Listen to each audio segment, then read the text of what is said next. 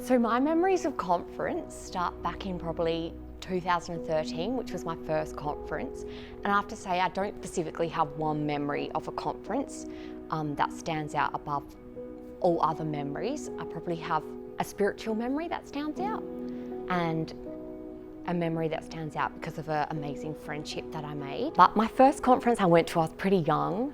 I was probably there more for the friendships, and that's when I probably, met one of my closest friends. I think you probably would know her as Hannah Galbraith, but she's now Hannah Bennett. And we somehow managed to get put in a room together, and I had no idea who this girl from Melbourne was. It was so freaky. We just hit it off really well, and I remember having some of the best chats of my life in that conference. At night time, really late at night, we would sit there and we would just talk about what we thought the kingdom would be like, what we wanted to do in the kingdom. We solved issues like world hunger and poverty and all kinds of things we talked about, and I think that was one of the things that probably stuck out to me most about my first conference, just forming great friendships that are with me still to this day.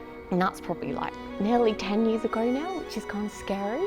I think from a spiritual point of view, one of the conferences that really stood out to me was Perth Conference, and I think that's probably because in my spiritual journey I was a lot more mature.